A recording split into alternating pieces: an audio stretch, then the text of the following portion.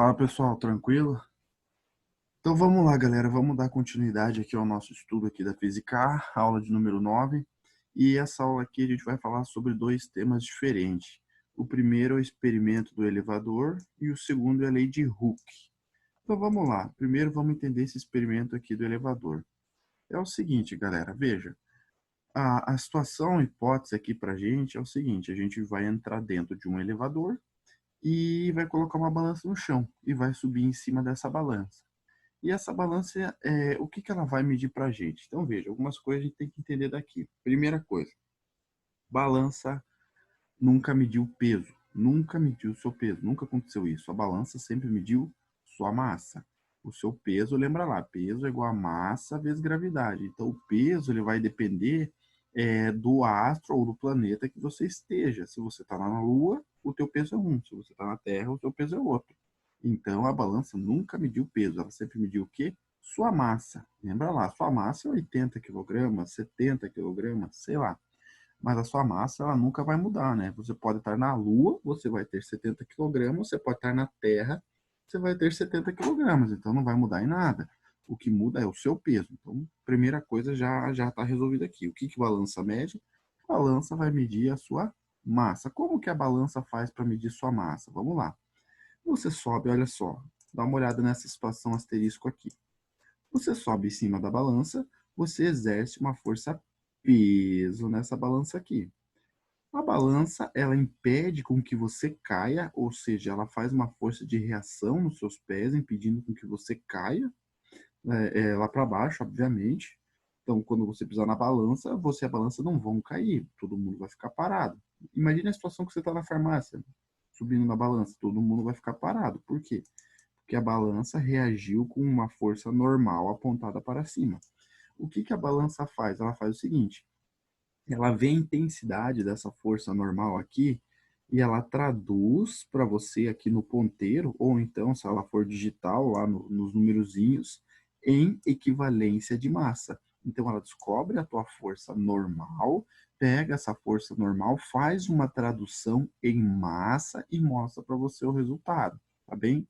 Só que há algumas distorções de medida da balança, se essa balança possui algum tipo de aceleração.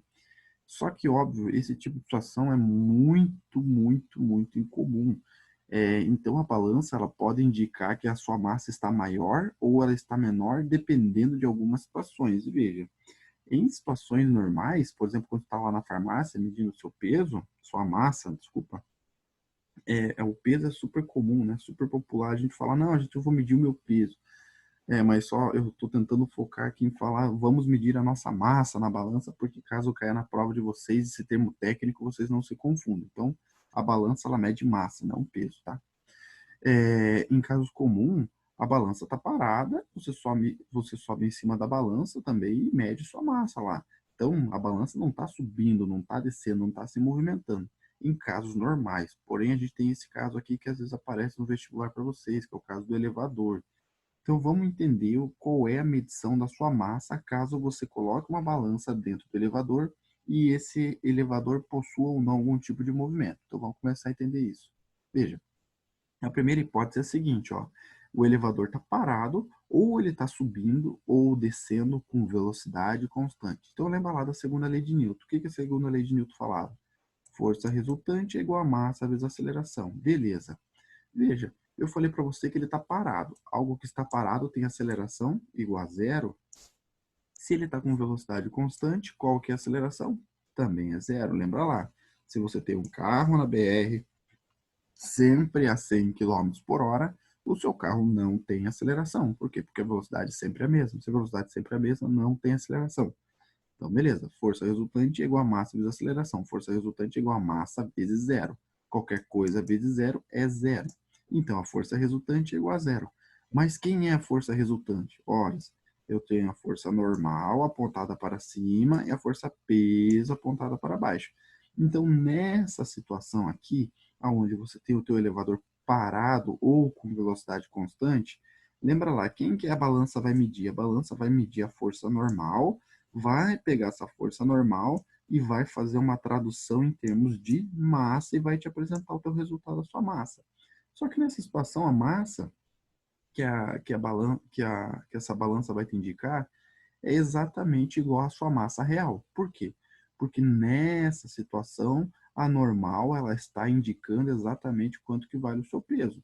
Então veja, você estar com uma balança no elevador parado ou com uma balança dentro de um elevador com esse elevador com velocidade constante é a mesma coisa que você estar medindo a sua massa numa balança lá na farmácia. Ou seja, não vai mudar nada. É situação extremamente comum, igual você medir a sua massa na farmácia, medir a massa na sua casa. Então, veja só, elevador parado, velocidade constante, veja, situação comum, não vai mudar nada, não vai ter nenhum tipo de alteração. Já existe algumas possibilidades em que a gente tenha aceleração envolvida no elevador. Claro, se o elevador está lá embaixo, no térreo, e ele vai subir até o 10º andar, ele vai ter que acelerar em algum momento para poder parar lá em cima. Não tem como não acelerar e parar lá em cima, então ele vai ter que acelerar. E se ele está lá em cima e quiser chegar, por exemplo, ele está lá no 10º andar, agora você quer descer para o térreo, ele vai ter que acelerar também para chegar lá embaixo. Só que algumas diferenças aqui. Por quê? Porque no elevador eu posso ter acelerações positivas ou negativas. Vai depender do meu tipo de movimento. Então, o primeiro movimento que a gente vai estudar aqui é quando a aceleração for negativa dentro do meu elevador, ou seja, quando a aceleração apontar para baixo. E quando essa aceleração aponta para baixo? Existem duas situações. Imagine a situação que você está lá no 10º andar e você resolve descer para o 5º andar, por exemplo, de um prédio. O que, que vai acontecer? Bom, você está lá no 10º andar, lá em cima, você vai querer descer. Se você vai querer descer, para o elevador que está lá em cima querer começar a descer, você vai ter que fazer uma aceleração apontada para baixo. Não tem como você descer e não fazer uma aceleração apontada para baixo. Vai ter que fazer. Então, a situação mais comum de aceleração negativa é essa. Você está lá no 10º andar e você quer descer para o 5º. Então, você vai ter que fazer uma aceleração apontada para baixo. Não tem outra possibilidade. Então, olha só. A primeira possibilidade de te apresentar uma aceleração negativa é como? Quando você começar a descer com o seu elevador lá em direção ao 5º andar. Só que só tem essa? Não. Tem uma situação a mais. Qual situação a mais? Imagine a situação agora que você está, por exemplo, no 5º andar e você está subindo para o 10º andar. Você entrou lá, apertou, começou a subir. Quando você terminar de subir, ou seja, quando você estiver chegando no 10º andar, o que, que o elevador vai fazer? Ele vai querer parar para que você desça. Só que veja, o elevador, ele estava lá no 5º andar, eu estou falando da outra situação, e ele está te levando até o 10º andar. Então a velocidade está apontada para cima. Por quê? Porque ele está subindo. Só que vai chegar uma hora que ele vai querer parar para que você desça no 10º andar. O que, que vai acontecer? Vai acontecer que ele vai aplicar uma aceleração apontada para baixo. Por quê? Porque ele quer parar o elevador. Se a velocidade está para cima e ele quer parar o elevador, ele vai fazer uma aceleração no sentido contrário ao da velocidade para que pare o movimento e você desça. Então tem duas situações que a aceleração é negativa dentro do elevador. Quais duas? Primeira delas, quando você começa a descer, ou seja, está no 10º e quer chegar no 5º, então nesse start de descida, ou então quando você termina de subir e está chegando lá no 10º andar e você quer que o elevador pare. Aí ele faz uma aceleração apontada para baixo. Então são as duas possibilidades que você tem, é essa aceleração aqui apontada para baixo. Então lembra lá, a mesma coisa. Força resultante é igual a massa vezes aceleração. Quem é força resultante? É a soma de todas as forças. Força normal positiva, por quê? Porque ela aponta para cima. Força peso negativa, porque aponta para baixo. Vezes a massa, vezes a aceleração. Lembra lá, agora a aceleração é negativa. Por quê? Porque a gente está estudando agora situações onde a aceleração aponta para baixo. Então, olha só. Vamos isolar aqui. A normal vai ficar igual ao peso menos a massa vezes a aceleração. Quem é o peso? Massa vezes a gravidade. Então, a normal vai ficar igual a massa que multiplica a gravidade menos a aceleração do elevador. Então, a gente vai cair nessa equaçãozinha aqui, caso a nossa aceleração esteja apontada para baixo. E o que, que acontece nessa situação aqui? Veja, lembra lá, a balança ela vai medir a sua força normal e vai traduzir essa força normal em resposta de massa. Só que nessa situação, o que aconteceu? A normal está medindo exatamente o peso? Não. Olha só, na situação número 1, ela está, ó, normal, ela está medindo exatamente o peso real de você aqui na Terra. Então, ela vai te dar a tua massa real. Na situação 2, vai haver uma distorção na resposta da balança. Ou seja, se você está nessa situação que eu acabei de explicar aqui para você, dentro do elevador, vai haver uma distorção. Por quê? Porque dá uma olhada na equação aqui. Agora, a normal, ela está sendo respondida como a igualdade da massa que multiplica a gravidade menos a aceleração. Então, o que acontece aqui? Nesse caso, olha só, a balança irá marcar um valor abaixo do peso real do corpo. Então, veja, se você está dentro, você tem 80 quilogramas, mediu tua massa na farmácia e você tem 80 quilogramas. Beleza. Olha o que acontece aqui. Se você tiver numa determinada situação que aconteça isso, que a aceleração esteja apontada para baixo, ou você vai entrar no elevador, vai subir lá na balança e você vai ver uma marcação de massa, por exemplo, de 70 quilogramas, 60 quilogramas. Você vai ver uma distorção na medição da sua massa, tá bem? Isso acontece. Claro, se você tiver a oportunidade de fazer esse experimento aí em algum prédio, levar uma balança lá dentro e ver essa distorção, pô, muito bem, mas garanto que muitas pessoas não conseguem fazer isso. Então, tenha isso como verdade. Há uma distorção na medida da sua massa, se você está numa situação em que a aceleração aponta para baixo, tá bem? Só que aqui é uma distorção abaixo do seu peso real, tá bem? Abaixo da sua massa real. Então, vamos lá. Situação número 3. A situação número 3 é a situação em que a gente tem a aceleração apontada para cima. Eu posso ter alguma situação em que a minha aceleração aponte para cima? Sim. E a mais fácil da gente entender é quando a gente começa a subir, né? Veja, você está com o elevador parado lá no térreo, você quer chegar no terceiro andar. O que vai acontecer? Ora, o elevador vai ter que fazer uma aceleração apontada para cima para que esse elevador suba até o terceiro andar, que você quer chegar lá. Beleza. E existe outra situação? Existe. Imagine a situação que agora você está no terceiro andar e você começa a descer para chegar no térreo. Quando você estiver chegando no térreo, a tua velocidade está apontada para baixo. Você deseja parar esse elevador. Como é que você vai parar o elevador que tem a velocidade apontada para baixo? Fazendo uma aceleração apontada para cima, tá bem? São as duas situações possíveis. E o que acontece aqui? É a mesma equação que você vai ver toda hora, que é a segunda lei de Newton. A força resultante é a massa vezes a aceleração. Quem é a força resultante? A soma de todas as forças. Quais forças eu tenho? A normal positiva apontada para cima e o peso negativo apontado para baixo, que é igual a massa vezes a aceleração. Só que agora eu tenho uma aceleração aqui positiva. Então dá uma olhada aqui, ó. Veja, eu vou fazer a mesma coisa que eu fiz, eu vou isolar a força normal. Só que dessa vez, quando eu isolar a força normal, eu vou ter que a força normal vai ser igual a massa, que vai multiplicar a gravidade mais a aceleração. Ou seja, a minha força normal, ela não está igual ao meu peso. Ela está diferente. Por quê? Porque eu tenho uma aceleração positiva agora envolvida. E o que acontece quando eu tenho aceleração positiva envolvida no caso do elevador? Dá uma olhada aqui o que acontece. Irá marcar um valor acima do peso real do corpo. Ou seja, se você tem 80 quilogramas, a tua balança vai medir lá dentro do elevador nesse momento, vai medir 90, 100, 85, sei lá, vai depender da aceleração. Quanto maior essa aceleração aqui, apontada para cima, maior a distorção da medição, tá bem? Então, eu só estou falando desse exemplo aqui para você do elevador, porque às vezes acaba aparecendo na sua prova, para que você saiba que a balança, o que que a balança mede? A balança, ela vai medir, primeiramente, a força normal, vai pegar essa força normal, vai fazer uma tradução em termos de massa e te apresenta o resultado da sua massa. Então, a balança, ela mede o quê? A massa, através da força normal. Só que, às vezes, a força normal não é igual ao peso. Ela pode ter algumas distorções caso você tenha aceleração. Mas, nossa, né, a pessoa, porra, mas aonde que eu vou ter aceleração quando eu for medir o meu peso numa balança? Então, nessa situação aqui, dentro do elevador, é um caso muito específico, tá bem?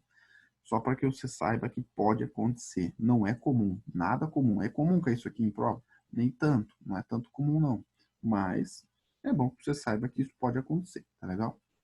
E o último caso aqui, pessoal, caso, por exemplo, você esteja dentro do elevador e, e supomos que arrebente o cabo. Você está lá no 10º andar e arrebente o cabo. Ou seja, todo mundo vai começar a cair em queda livre, na verdade. Você, o elevador, a balança, tudo que tiver dentro do elevador vai cair numa queda livre. E qual vai ser a medição da balança? Vai ser zero, né, pessoal? Se você está numa queda livre, a balança está em queda livre, o elevador em queda livre, todo mundo em queda livre, não, ela não vai marcar sua massa, não vai marcar nada, né? Porque está todo mundo caindo. Então, é uma situação bem hipotética, né? Mas só para que você saiba, né? Caso arrebente o cabo do elevador, a sua massa vai ficar igual a zero na balança, né? Por quê? Porque a balança vai estar caindo, você vai estar caindo, ou seja, não vai ter mais medição de massa, não. Tá bem? Então, beleza. Agora vem aqui. Essa parte aqui, sim. Isso aqui cai pra caramba. Cai em Enem, cai em Federal. Isso aqui todo ano acaba aparecendo para você em alguma das suas provas que você for fazer também. Então, presta atenção aqui, que isso aqui é importante. Que é o seguinte, é a força elástica ou lei de Hooke. Veja, a lei de Hooke é a lei geral que estuda corpos em deformação. Então, todo corpo que tem a capacidade de se deformar é estudado pela lei de Hooke. Então, veja, comumente na nossa vida, quais são os tipos de corpos que a gente conhece que tem a capacidade de se deformar? Por exemplo, uma borracha, um elástico, uma mola. Ou seja, a gente tem vários corpos que se deformam, inclusive até corpos que comuns. Por exemplo, você tem uma barra metálica, ela vai se deformar? Vai. Se você pegar essa barra metálica e bater com ela alguma coisa, ela vai se deformar. Ou seja, todos os corpos têm a capacidade de se deformar, só que alguns deles são criados e desenvolvidos para essa finalidade. Então você cria uma borracha, um elástico, uma mola para quê? Para que ele se deforme, para que ele se deforme, para que alguma situação na sua vida ele seja útil, tá bem? E dentre esses, qual que mais tem incidência em prova? É a mola, né, pessoal? Então, se cair a lei de Hooke para você, em mais de 90% dos casos, vai cair para você falando sobre a mola. Então, por isso que a gente vai focar o nosso estudo aqui de agora na mola. Vamos entender como que essa mola funciona, tá beleza? Veja, primeira coisa da mola aqui, pessoal, que você precisa saber identificar, senão você está frito. Isso aqui você precisa sair daqui entendendo completamente como faz isso, é saber achar a deformação de uma mola. Como que eu vou descobrir o quanto essa mola deformou? Isso você precisa saber. Isso você não vai ter escapatória. Então, veja, presta atenção. A mola, ela existe um estado chamado estado relaxado, ou seja, é o estado em que não apresenta deformação essa mola. Veja, é o estado que quando você vai lá, compra uma mola e coloca ela em cima da mesa, ela está quietinha, ou seja, ninguém está deformando ela. Digamos assim, o tamanho natural dela. Esse é o estado que a gente chama de estado relaxado. E é isso que eu coloquei aqui para vocês na situação número 1. Na situação número 1, vocês têm a mola aqui no estado natural dela, ou seja, você não está esticando ela e nem comprimindo ela, nem tracionando, nem comprimindo. É o estado natural dela. E supomos que nesse estado natural dela aqui, essa mola aqui tenha 3 metros, beleza? É o estado natural dela, o estado relaxado dela, ela tem 3 metros. Perfeito. Veja, se a mola ela está no estado relaxado e não tem deformação, ela não tem força. Veja, se você tem uma mola que ela não está comprimida nem tracionada, ela não apresenta nenhum tipo de força. Tudo bem? Só que veja, supomos a situação número 2. O que eu fiz na situação número 2? Supomos que o tamanho da mola nessa situação número 2 seja de 2 metros. Então, veja o que aconteceu. Aconteceu o seguinte: eu tinha a mola no estado relaxado, que ela tinha 3 metros. De repente, na situação número 2, essa mola aqui ela apresentou 2 metros. O que aconteceu? Diminuiu em 1 metro. E aí, o que ele pergunta para você? Qual é a deformação da mola na situação de número 2? E muita gente fala o seguinte: a deformação da mola na situação 2 é de 2 metros. Está errado. Por quê? Porque a deformação não é 2 metros. Como que eu vou calcular a deformação? Pensa só, cara, olha só. O tamanho natural é 3. Na situação de número 2, a mola se encontra com 2 metros. Qual seria a deformação? 3 menos 2. Então, a deformação na situação de número 2 não é 2 metros. A deformação é de 1 metro? Como que eu calculei a deformação tão rápido? Ora, o tamanho natural menos o tamanho pós-compressão, ou seja, 3 menos 2, 1 metro. E olha só a situação número 3. Situação número 3, a mesma coisa, né, pessoal? Veja, a mola, qual é o tamanho natural? 3 metros. Supomos que na situação de número 3 aqui, após essa mola aqui ser esticada, ela te apresente aqui 4 metros. Qual seria a deformação dessa mola para a situação de número 3? Muita gente, de novo, marca na prova a deformação da mola é 4 metros. Não, está errado. Como que eu calculo a deformação? O estado final da mola comparado ao estado relaxado da mola. Qual é o estado relaxado? O estado natural dela? 3 metros. Nessa situação, ela apresenta-se com 4 metros. Opa, então aumentou em 1 metro. Se aumentou em 1 metro, a deformação dessa mola aqui é de 1 metro também para a situação de número 3. Então, veja, você tem duas situações aí, a situação 2 e a situação 3, onde essa mola ela tem a mesma quantidade de deformação. Só que a situação 2 é de 1 metro de compressão e a situação 3 é 1 metro de tração, tá bem?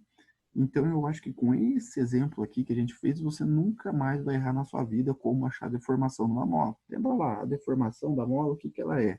Ela é o estado natural subtraído do estado final, ou o estado final subtraído do estado natural, tanto faz. Daí você vai ver o valor em módulo e vai descobrir qual é a deformação, tudo bem? Olha só, outra pegadinha que eu vejo ele perguntando bastante em prova. Ele, quando eu digo, são os avaliadores, lógico. Perguntando para vocês em prova é o seguinte, nessa mesma situação que eu coloquei aqui para você, ó, ele vai perguntar, ó, veja, na situação 1, você tem algum tipo de força? Não, não tem. Por que não tem força? Porque não tem deformação. Se não tem deformação, não tem força. Beleza, show. Na situação número 2, você tem força? Tem. Por quê? Porque tem deformação. A situação 3 tem força? Tem. Por quê? Porque tem deformação. Beleza, joia. E aí ele vai perguntar o seguinte, sabendo que na situação de número 2, você tem 1 metro de deformação de compressão. E na situação número 3, você tem 1 metro de deformação de tração. Qual força é maior, na situação 2 ou na situação 3? Aí muita gente se confunde, né? Muita gente quebra a cabeça aí, porque a pessoa fala, putz, na situação 2 eu tenho força, né? Porque a mola está comprimida em 1 metro. Mas na situação número 3, eu também tenho força. Por quê? Porque essa mesma mola agora, ela está tracionada em 1 metro. Então, veja, a deformação é a mesma. E muita gente, não sei o porquê, acaba achando que na situação de número 2 a força é maior. Porque, na situação de compressão, eu tenho a impressão que a força é maior. Então, a força é maior na situação 2. Eu não sei por que até hoje as pessoas acham isso. E, na verdade, não, né, pessoal? Veja, se a deformação, a quantidade de deformação é igual na situação 2 e na situação 3, as forças são iguais, né, pessoal? Então, nesse exemplo que eu ilustrei para vocês, essas forças aqui, elas são exatamente iguais, né, pessoal? A força da situação 2 e a força da situação 3, elas têm o mesmo valor numérico. Se na situação 2 tiver 100 newtons, na situação 3 eu também vou ter 100 newtons de força elástica, tá bem? A única coisa que vai mudar é se a deformação tiver um valor numérico diferente. Daí como que funciona? Quem tem maior deformação apresenta maior força e ponto, acabou. Então você pode ter uma força maior tanto na compressão quanto na tração, vai depender do que? Da deformação. Quem tem maior deformação tem maior força. Puxa, a mola da situação 2 da situação 3 é a mesma, a deformação é a mesma, beleza, a força é a mesma, não interessa se é compressão ou se é detração. A única coisa que vai mudar, né, pessoal, só para a gente observar aqui, é o sentido da força. Como o sentido da força? Veja, se você pega esse bloco aqui e empurra ele para cá, para comprimir essa mola, o que que essa mola vai querer fazer? Ela vai querer pegar esse bloco e jogar ele para a direita, né? Então imagine que você solte o bloquinho aqui e a mola vai pegar e vai empurrar esse bloco aqui para a direita e esse bloco aqui vai começar a se movimentar para a direita, tá bem? Agora imagine a situação 3. O teu bloco está conectado na mola. Você pega essa mola e estica ela para a direita. O que, que a mola vai querer fazer? Ela vai querer retornar para o estado natural dela, que é para a esquerda. Então, para você saber o sentido da força da mola, é muito fácil, né? É só você ver aonde ela está no estado relaxado. Ah, olha só, a situação 1, ela está aqui no estado relaxado. A situação 2, ela se encontra à esquerda do estado relaxado, ou seja, a força elástica vai apontar para a direita. Por quê? Porque a mola ela quer voltar até a posição do estado relaxado. Ela sempre quer voltar para o estado relaxado, a mola dela. A mola. Olha só na situação 3. Puxa, o bloco agora se encontra-se à direita do estado relaxado. Então a força vai apontar para a esquerda. Por quê? Porque a mola ela quer chegar no estado relaxado. Então lembre-se disso. A mola sempre quer chegar no estado relaxado. E aí você vai descobrir a força elástica, o sentido dela. Então, se ela está à direita do estado relaxado, a força vai apontar para a esquerda, porque ela quer ir para o estado relaxado, tá bem? Então, esse slide aqui foi o mais importante da aula de hoje, sem sombra de dúvidas, tá bem, pessoal? Então, é importante que você entenda tudo que eu falei aqui, tá? E vamos lá, como que eu calculo essa força elástica? Como que eu vou dar um valor para ela? Como que eu vou descobrir se ela é 10 newtons ou, sei lá, 10.000 newtons? Veja, primeira coisa, força elástica. Qual que é a unidade da força elástica no Sistema Internacional de Física? Lembra lá, pessoal. Força-peso, força normal, força elétrica, força de tração, qualquer força é medida em newtons, pessoal. Então aqui não é diferente. A força elástica, ou força na mola, é medida em newtons. E ela vai depender de duas coisas, apenas de duas coisas. E uma a gente já debateu por completo. Uma aqui tá todo mundo fera, todo mundo já sabe, que é o quê? É o X. Puxa, mas você não falou em X. Eu falei, o X é a deformação, tá bem? Então, tudo que eu discuti aqui com você, pessoal, foi sobre o tal X, que é a tal deformação, como descobriu a deformação. Então, o X, que é a minha deformação, já está resolvida, e ela é medida em metros no Sistema Internacional de Física, tá bem? Então, a deformação pode ser 1 metro, 2 metros, 3 metros. Puxa, mas se for em centímetros? Ah, se for em centímetros, calma lá, você sabe transformar de metros para centímetros. Você sabe que 1 metro tem 100 centímetros, então você domina essa transformação aí tranquilo. Tá, beleza. Então, essa força elástica, ela depende da deformação. E ela depende de mais uma coisa, né? Que é esse K. E o que é o K? O que, que o K vai influenciar? O K, pessoal, é mais fácil ainda de entender do que o X. Por quê? Imagine que mola. Beleza. Quando a gente fala em mola, você tem uma mola, que pode ser a mola da tua caneta, tem aquelas canetas que você liga e desliga ela, sabe? Que você tem uma molinha te ajudando a você acionar a ponta da caneta ou desacionar a ponta da caneta, que é uma molinha bem pequenininha, uma molinha bem frágil e bem pequena. E você pode ter uma mola, por exemplo, que é usada no sistema de amortecedor num caminhão, que é uma mola gigantesca. Então, esse K aqui, ele vai depender do tamanho e da robustez da sua mola. Quanto mais robusta for a sua mola, mais grande, mais bruta for a mola, maior o valor de K. Quanto menorzinha for a mola, mais sensível for a mola, menor o valor de K. Então, esse valor aqui de K vai depender do quê? Do tamanho da mola que você está falando em questão, tá bem? E quem é que dá o valor de K? O valor de K é o fabricante da mola. O cara que vai fabricar a mola, ele sabe o K da mola que ele está fabricando, tá bem? Então, veja só, do que o K depende? O K depende da mola, do tipo de mola. Se você tem uma mola grande, robusta, esse valor de K é um valor gigante, grande pra caramba. Se você tem uma mola de uma caneta pequenininha, sensível, frágil, você tem um K pequenininho. Então, vamos lá, por fim, do que depende a força elástica? Depende do tipo de mola e do quanto de deformação ela tem. Então, esse valor de força elástica ele varia absurdamente. Você pode querer deformar, por exemplo, em 1 milímetro uma mola da sua caneta. É uma força ridícula de baixa. Ou você pode querer deformar em 1 metro uma mola de um caminhão, que é uma força extremamente alta. Então, pessoal, não tem essa de falar força elástica, ela é pequena, é grande. Não, ela pode ser muito pequena ou ela pode ser muito grande. Ela é extremamente variável. E varia com o quê? A deformação que você vai ter e o tipo de mola, tá legal?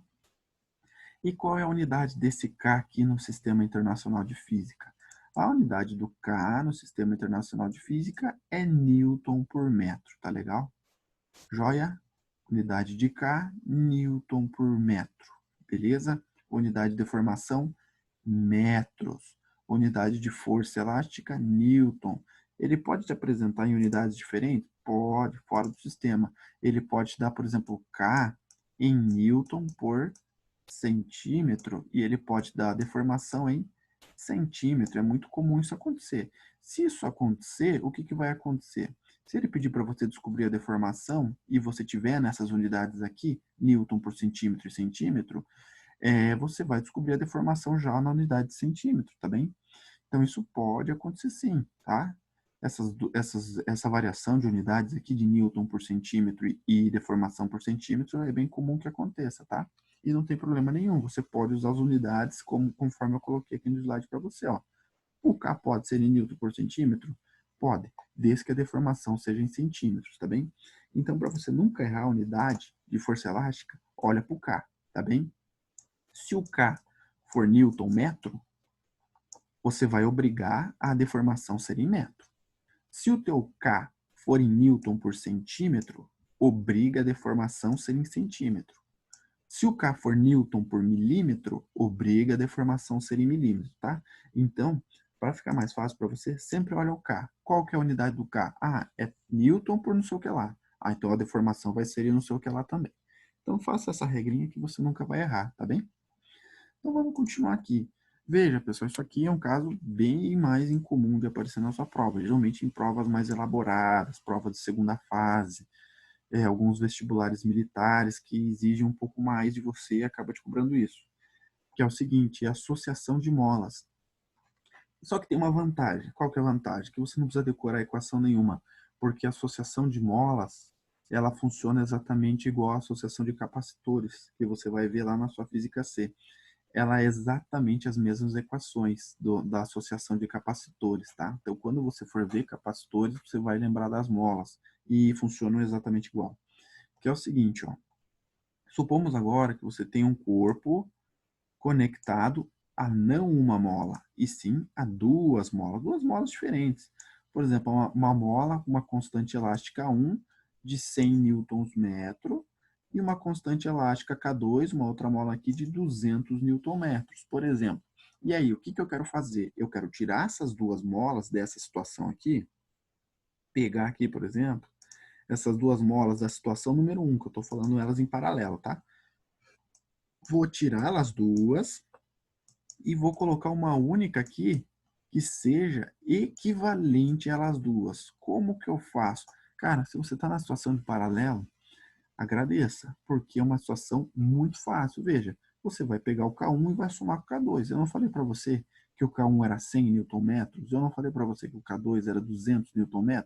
Então, tira essa de 100, tira essa de 200 e coloca uma única de 300 ali no lugar e fechou. Então, quando a gente falar, inclusive lá na elétrica, falar em resistor equivalente, capacitor equivalente, mola equivalente, se eu falar em alguma coisa equivalente, significa o quê? Que eu vou pegar toda aquela galera ali que eu tenho, vou tirar ela e vou colocar uma única que faça a função de todas elas, tá bem? Lembra lá, quando eu falo em força resultante, é basicamente a mesma coisa.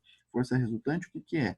Eu vou tirar todas as forças do meu corpo e vou colocar uma única que faça a função delas, tá bem? Aqui é a mesma coisa. K equivalente, eu vou tirar a mola 1, vou tirar a mola 2 e vou colocar uma única equivalente a elas. Se eu estou na situação de paralelo, o que, que eu faço? Eu vou somar todas as molas e coloco uma equivalente ali. Eu vou tirar uma mola K1 de 100, uma mola K2 de 200 e vou colocar uma única mola K equivalente de 300. E fechou. Só que é o seguinte, se você cair num caso onde você apresente esse problema aqui numa série, ou seja, molas conectadas em série, e é muito fácil de você ver mola, né, pessoal? Se a mola está em paralelo ou em série, não tem como se confundir. A situação aqui que eu coloquei o número 1 para você é nítido que as molas estão em paralelo. A situação número 2 é nítido que as molas estão em série. Então não tem como confundir paralelo com série. Aqui é impossível isso acontecer, tá? Quando elas estão em série, como que eu faço para saber uma mola equivalente? Daí muita gente já tem em mente, professor, é fácil. Eu vou tirar a mola K1, vou tirar a mola K2 e vou colocar uma que tem o valor igual à soma delas duas. E não funciona assim, cara. por mais bizarro que pareça, mas a coisa não anda desse jeito. Se você tem as molas em paralelo, funciona exatamente assim. Simples assim, tira as duas, põe a uma que tem o resultado da soma delas, e acabou. Mas se está em série, você tem que aplicar essa equação aqui. E essa equação aqui dá um certo trabalho para você aplicar, porque muita gente acaba se embananando em soma de frações e tal. Dá um certo trabalho algébrico aqui nessa equaçãozinha aqui. Mas veja, se nessa situação 1 aqui, o teu K1 for de 100 e o teu K2 for de 200, para você saber o K equivalente, ou seja, eu vou tirar o K1, vou tirar o K2 e vou colocar uma única aqui que faça a função dessas duas juntas aqui, eu tenho que aplicar essa equação aqui. Então, vai ficar 1 sobre o K equivalente, que vai ficar 1 sobre 100 no lugar do K1, mais 1 sobre 200. E aqui, como o K3 não existe, esquece esse resto aqui da equação. Então, vai ficar 1 sobre K equivalente, que é igual a 1 sobre 100 mais 1 sobre 200. Aí você vai ter que resolver essa equaçãozinha aqui e descobrir o teu K equivalente. E olha só o que acontece. Acontece que o teu K equivalente, muita gente faz até essa parte aqui e chega lá e vê que, pô, mas o resultado que eu achei aqui, quando eu tirei essa mola de 100 e essa mola de 200, sei lá, me apareceu aqui uma mola, por exemplo, de 80. O cara fala, meu Deus, não é possível, como que eu vou tirar uma mola de 100, vou tirar uma mola de 200 e o K equivalente vai ser uma mola de 100, cara, não faz sentido.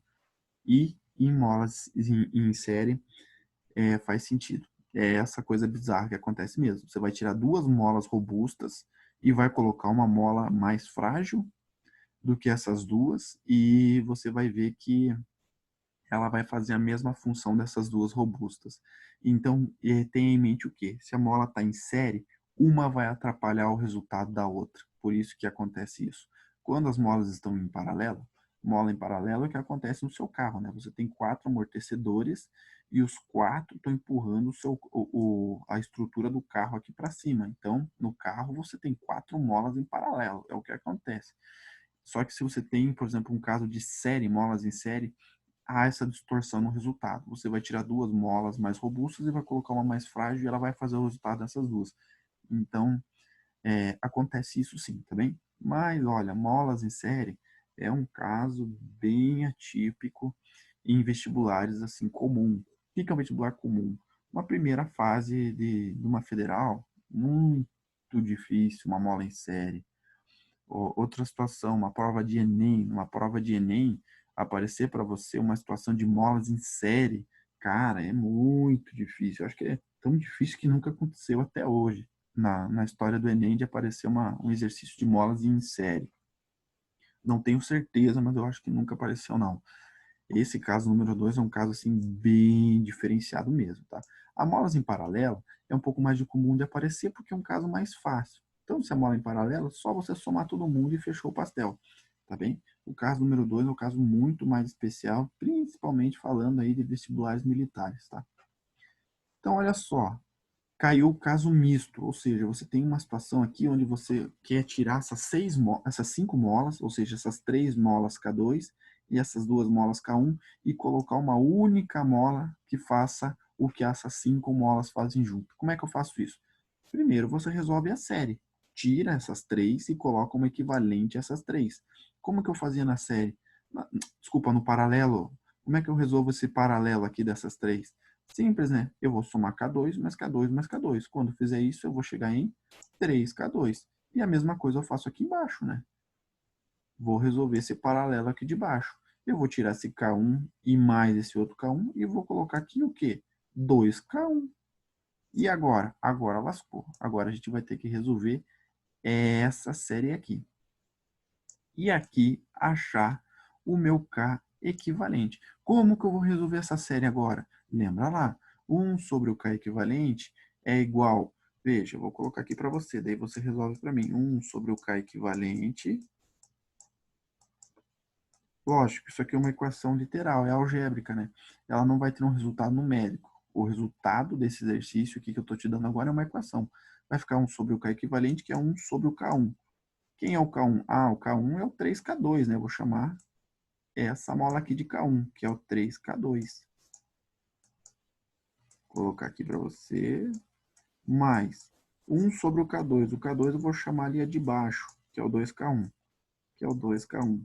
Agora você vai ter que resolver esse negócio aqui. Como que eu resolvo? Lembra lá, né, pessoal? Sominhas de frações, faz o MMC, divide pelo de baixo, multiplica pelo de cima. Dá um trabalhinho, mas não é tão complicado, não. Isso é chato, né? Mas não é difícil. Daí você vai achar o K. Quanto que vale o K dessa mola equivalente àquelas 5 ali, tá bem? Então lembra só, pessoal. Agora vamos lá, vamos fazer uma revisão do que é importante que você saiba. O que você é super importante que você saiba? Eu estou voltando lá no comecinho. Importante que você saiba que no elevador há algumas situações onde pode haver uma distorção na medição da sua massa, tanto positiva quanto negativa. Veja, quando que ela pode aumentar? Ela pode aumentar nas situações onde você tem aceleração apontada para cima, ou seja, quando você começa a subir ou termina de descer. E a massa pode diminuir, pode haver uma distorção para baixo da sua massa quando você termina de subir ou começa a descer. E há situações onde não há distorção. Qual? A situação onde o elevador está parado ou descendo com velocidade constante. E há um caso muito diferente aí, muito, né, inesperado e indesejado, com certeza, que é o caso onde rompe o cabo, né? Daí não vai mostrar massa nenhuma. Por quê? Porque tá todo mundo caindo, né? Não vai mostrar massa. O que eu preciso saber de lei de Hooke? A lei de Hooke, você precisa saber que ela não serve só para mola. Ela serve para todos os corpos em deformação, que têm a capacidade de se deformar. Porém, no seu vestibular, o mais cobrado aqui é a sua mola. E veja, o que você precisa saber da mola? Você precisa saber da mola que ela é calculada através da multiplicação do K vezes o X. O que é o X? Deformação. Como que eu calculo deformação? Nesse slide aqui, cara, eu te apresentei em muitos detalhes como que você calcula essa deformação, tá bem? Lembra lá, a deformação não é o tamanho da mola, é o tamanho da mola subtraído do estado relaxado dela. O que mais precisa saber aqui? O que é o K? Da onde que vem o K? Esse K aí eu não estou entendendo onde ele aparece. Ele aparece da robustez da sua mola, ou seja, do quão robusta é a sua mola. Se é uma mola grande ou uma mola pequena. Molas grandes, mais robustas, tem K grande. Molas pequenas, mais frágeis, tem K pequeno. Lembra lá das unidades, está tudo aqui nesse slide, ó. K, Newton, metro. Deformação em metro. Opa, força elástica é dada em newtons. Ah, mas se o K tiver em newton por centímetro, a deformação vai ser em centímetros. Se o K tiver em newton por milímetro, a deformação vai ser em milímetro, e assim por diante, tá? E aqui são os casos mais especiais. Então, daqui, pelo menos, pessoal, decore o caso das molas em paralelo. Como é que é mola em paralelo? Somo todo mundo. Simples assim. Molas em série, aí é para você que é da área, né, pessoal? Que vai fazer engenharias, física, ou você que quer vestibulares militares, você que quer algo assim um pouco mais diferenciado do comum. Daí dá uma olhada nessa molas em série aqui também, tá? Ou para você que quer medicina, quer cursos assim, onde você não pode dar a chance de erro em hipótese alguma, né? Tem cursos que você pode se dar o luxo de não precisar saber isso aqui, molas em série, né? Eu sou uma pessoa super sincera, sempre fui, né? Então, todo mundo precisa saber, molas em série, puxa, professor, eu quero fazer, sei lá, quero fazer filosofia, eu quero na federal. Meu, o que você vai querer saber com molas em série? Só se você é um cara muito dedicado e é um cara que não quer dar chance pro erro, é um cara super competitivo. Eu acho legal que você saiba. Mas, meu, se você é um cara que quer um curso comum, que não há uma exigência na área das ciências exatas, meu, saiba calcular que a força elástica, entenda o caso do elevador, entenda a deformação, e fechou, cara, para você tá ótimo, tá bem? Então, pessoas com objetivos diferentes, às vezes é necessário esforços diferentes, né? Isso que acontece. Beleza? Então, galera, a gente vai ficar por aqui nessa aula. E amanhã, né? Amanhã não, acho que na semana que vem, porque nós estamos fazendo essa alternância aí de aula de conteúdo e aula de exercícios, vai vir o professor Ganso resolvendo exercícios referente a essa parte aqui para complementar esse conhecimento aqui que eu tentei passar para vocês hoje, tá bem? Então, um grande abraço, pessoal, e nos vemos em breve, se Deus quiser. Falou, galera.